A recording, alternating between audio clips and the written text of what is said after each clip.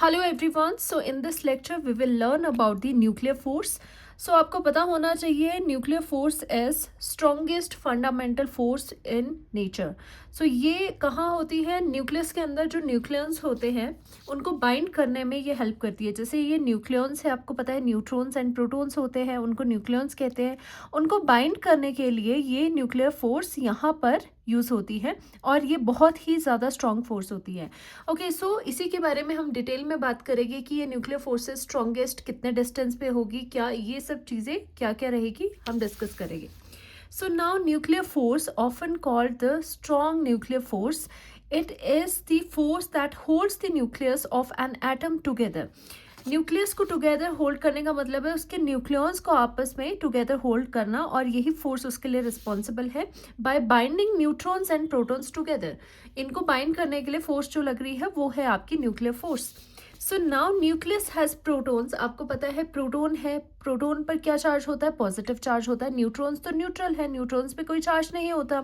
Because proton have the same a positive charge, they repel each other due to Coulomb repulsive force. अब यहाँ पर क्या हो रहा है आपको पता है, न्यूट्रॉन्स भी है और प्रोटॉन्स भी है. तो न्यूक्लियस के अंदर जो प्रोटॉन होगा उस पर पॉजिटिव चार्ज है, दूसरा प्रोटॉन है उस पर भी पॉजिटिव चार्ज है. तो according to the Coulomb repulsive force, तो यहाँ पर रिपल्शन होनी चाहिए. तो अगर यहाँ पर प्रोटॉन्स में आपस में रिपल्शन होगी तो फिर तो हमें प्रॉब्लम है. फिर तो ये किस तरह से बाइंड कर पाएगी विद ईच अदर. सो उसी प्रॉब्लम को ओवरकम करने के लिए कुलम्ब जो रिपल्सिव फोर्स है बिटवीन टू प्रोटॉन्स, उनको ओवरकम करने के लिए ये न्यूक्लियर फोर्स आती है. तो यहाँ पर इस चीज़ को ओवरकम किसने करा? न्यूक्लियर फोर्स ने. The nuclear force is a very strong attractive force. कैसी है? अट्रैक्टिव है और वेरी स्ट्रॉन्ग फोर्स है that overcomes this repulsion and binds proton neutrons together.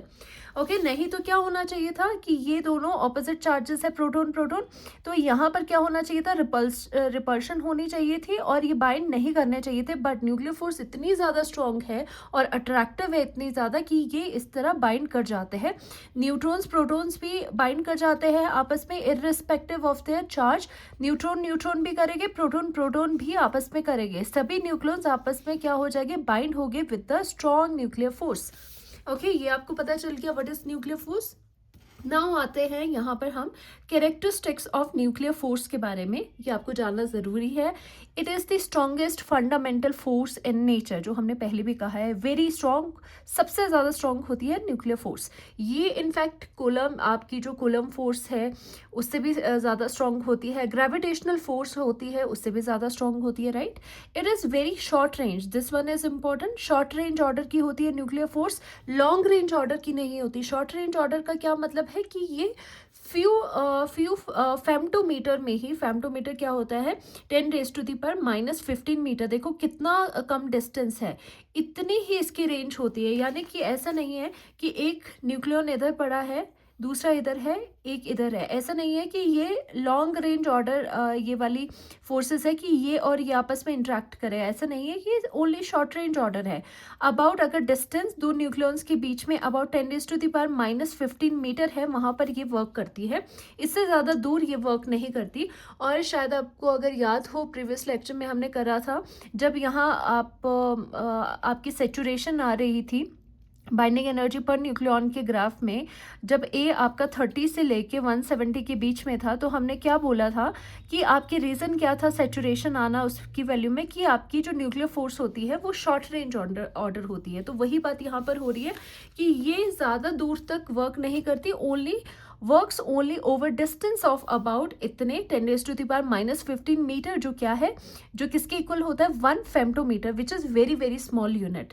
Okay, तो इतना कम डिस्टेंस पर ही ये वर्किंग होती है. Third point is it is charge independent. This is charge independent. Okay, ऐसा नहीं है कि आपकी प्रोटॉन न्यूट्रॉन के बीच में ये बाइंडिंग नहीं करवाएगा.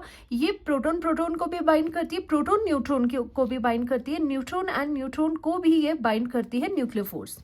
Fourth point is it is non central. Non central है ये. Force does not act purely along the line joining the nucleons.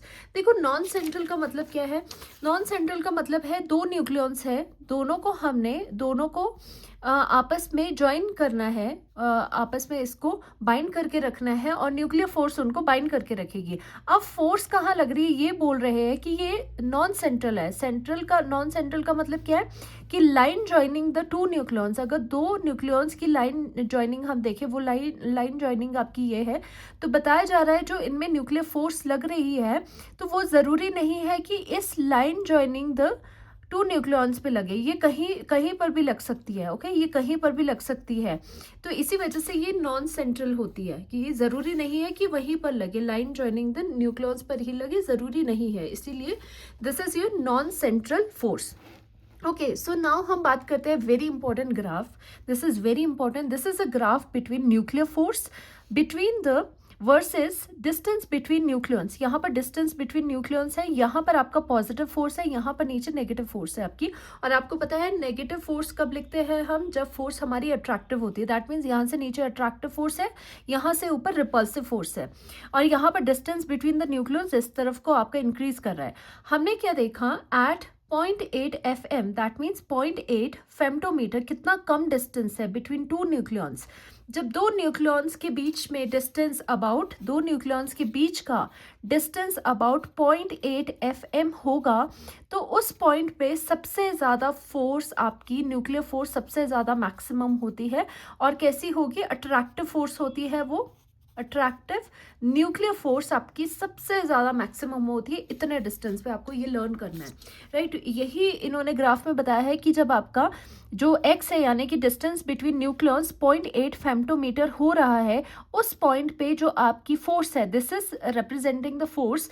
और नीचे को हमने देखा है -F का मतलब है कि फोर्स नीचे को अट्रैक्टिव होती जा रही है, ऊपर को रिपल्सिव है। तो दैट मीन्स नीचे आप देखोगे कि देयर इज अ डेप्थ, नीचे आपको सबसे डीप पॉइंट मिलेगा, और ये जो डीप पॉइंट है यही आपका मैक्सिमम अट्रैक्टिव न्यूक्लियर फोर्स है। दैट मीन्स यहाँ पर सबसे ज़्यादा अट्रैक्टिव न्यूक्लियर फोर्स होगी। ओके, ये आपको लर्न करना है।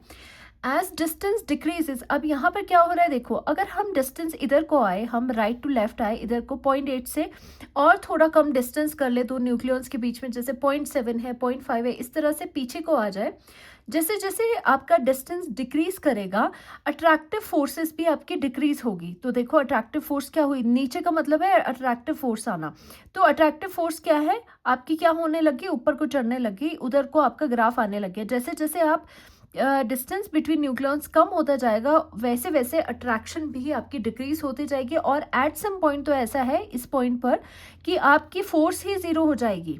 ओके, और उसके बाद इस पॉइंट के बाद क्या स्टार्ट होगा, और ज़्यादा आपका ये ऊपर को ग्राफ का मतलब है फोर्स आपकी रिपल्सिव हो जाएगी। ओके, तो यही बात हो रही है, एज डिस्टेंस डिक्रीजेज, जैसे 0.8 FM से और आप कम आते जाओगे, तो एंड एट सम पॉइंट, और उसमें क्या होगा, द अट्रैक्टिव फोर्स डिक्रीज करते जा रही है attractive force, and at some point become zero, at some point ये फोर्स जीरो हो जाएगी, और उसके बाद रिपल्सिव होनी भी शुरू हो जाएगी। ओके, अब ये रिपल्सिव क्यों हो रही है, क्योंकि आपको खुद ही पता होना चाहिए, अगर दो न्यूक्लियॉन्स है, दो न्यूक्लियॉन्स इतना ज़्यादा क्लोज आ जाता है, यानी कि 0.8 FM से भी ज़्यादा कम डिस्टेंस इन दोनों के बीच में अगर होगा, बहुत ही ज़्यादा पास में आने लग गए हैं, तो इनके बीच का डिस्टेंस बहुत कम है, तो ये क्या करेंगे, फोर्स क्या हो जाएगी, फोर्स अब अट्रैक्टिव नहीं है, अब रिपल्सिव है, और रिपल्सिव होनी भी चाहिए सो दैट ये दोनों आपस में फॉल ना करे, दो न्यूक्लियॉन्स आपस में कोलाइड यानी कि फॉल ना करे, इसको बचाने के लिए रिपल्शन यहाँ से शुरू हो जाती है, राइट। तो यहाँ पर भी वही दिखाया है कि, और अगर एक और बात, अगर डिस्टेंस और ज़्यादा हो जाए, मतलब डिस्टेंस दो न्यूक्लियॉन्स के बीच में बहुत ज़्यादा होने लग रहा है, तब भी क्या होती है, जो फोर्सेस है वो टेंड टू बिकम जीरो, वो जीरो को अप्रोच करना शुरू करती है। तो देखो ये वाला जो कर्व है वो जीरो की तरफ यानी कि यहाँ पर कट करने की कोशिश कर रहा है। दैट मीन्स अगर दो न्यूक्लियस बहुत ज़्यादा दूर भी चले जाए, जहाँ पर वो एक दूसरे को अप्रोच ही नहीं कर सकते, इतना डिस्टेंस उनके बीच में आ जाए, एक्स की वैल्यू बहुत ज़्यादा आ जाए, तो ऑब्वियस सी बात है कि जो न्यूक्लियर फोर्स है वो आपकी 10 to 0 यानी कि डिक्रीज करेगी और इवेंचुअली 10 to 0 हो जाएगी। ओके, तो ये अभी हमने यहाँ पर सीखा है। Now coming on to the potential energy curve. So यहाँ पर similarly x, that means the distance between the nucleons and your potential energy, यहाँ ये represent कर रहा है आपकी potential energy of a pair of nucleons, यानी कि दो न्यूक्लियंस है, उनके बीच potential energy and उनकी separation, उसके बीच का ग्राफ है. पहले हमने फोर्स का किया था, यहाँ पे potential energy ऊपर को पॉजिटिव है, नीचे को नेगेटिव है और बीच में जीरो है मेगा इलेक्ट्रॉन वोल्ट में. तो ये ग्राफ भी क्या है, फर्स्टली हम देखेंगे कि यहाँ से स्टार्ट कर लेते हैं कि 0.8 FM, आपको पता है पहले हम कर चुके हैं, जब आपका x जो डिस्टेंस है अगर 0.8 FM होगा तो उस पर सबसे ज़्यादा अट्रैक्टिव न्यूक्लियर फोर्स होती है. दो न्यूक्लियंस के बीच में जो अट्रैक्टिव न्यूक्लियर फोर्स है वो सबसे ज़्यादा मैक्सिमम होगी जब इसका डिस्टेंस 0.8 FM के इक्वल होगा. ओके, तो उस स्टेज पे क्या है, उस स्टेज पे हम देखते हैं कि जो आपकी potential energy between these two nucleons वो क्या हो जाएगी, वो आपकी पोटेंशियल एनर्जी नेगेटिव में यानी कि मिनिमम हो जाएगी. नेगेटिव में आ रही है पोटेंशियल एनर्जी. और आपको पता है किसी भी सिस्टम की अगर एनर्जी कम होती है, मिनिमम होती है, तो वो कैसा सिस्टम कहलाता है, that is your stable system. Okay, energy किसी भी सिस्टम की ज़्यादा होगी तो वो अनस्टेबल होगा. सभी सिस्टम्स अपनी एनर्जी क्या करना चाहते हैं, कम. तो कम होगा तो क्या है, यहाँ पर स्टेबिलिटी आएगी. तो वही चीज़ दिखाई है कि 0.8 FM पर जो आपका न्यूक्लियस है उसमें न्यूक्लियस इतने अच्छे से बाउंड है कि वो एक स्टेबल सिस्टम है. हेंस उसमें जो पोटेंशियल एनर्जी है इस पर वो मिनिमम है. तभी यहाँ पे डेप्थ आई आपकी और पोटेंशियल एनर्जी यहाँ पे सबसे कम आ रही है. और जब आपका यहाँ पर वेरी स्मॉल डिस्टेंस, यानी कि जब न्यूक्लियस के बीच में बहुत कम डिस्टेंस है, तो क्या होने लग रहा है, जब आप और कम डिस्टेंस इसका यहाँ से अगर 0.8 FM से अगर आप पीछे पीछे कम करो इस डिस्टेंस को, तो जो आपकी ये पोटेंशियल एनर्जी है वो उसकी वैल्यू कहाँ जा रही है, उसकी वैल्यू कहाँ पॉजिटिव में चली जा रही है. पॉजिटिव का क्या मतलब है कि वो अनस्टेबल हो रहा है सिस्टम. ऐसा क्यों, क्योंकि उनके बीच में जो अट्रैक्टिव फोर्स है वो कम हो रही है. तो at very small distance potential energy became very large and positive. Potential energy बहुत लार्ज और पॉजिटिव हो रही है. Nucleus tend to become unstable क्योंकि पॉजिटिव है. This means strong repulsive forces between nucleons. It prevents nucleons from collapsing into each other. ऐसे क्यों हो रहा है, जैसे हमने पहले फोर्स में करा था कि अगर वो इतना ज़्यादा पास आ जाएगी तो उनके बीच में रिपल्सिव होनी शुरू हो जाएगी, सो दैट वो आपस में फॉल ना करे, एक दूसरे में फॉल ना करे, राइट. तो इस तरह से वेरी स्मॉल डिस्टेंसेस में भी आपकी पोटेंशियल एनर्जी क्या हो रही है, मैक्सिमम हो रही है. और 0.8 FM पे क्या हो रहा है, potential energy became negative and minimum means strong attraction which binds nucleons inside the nucleus. At this stage nucleus became more stable. इस पॉइंट पे न्यूक्लियस ज़्यादा स्टेबल होगा.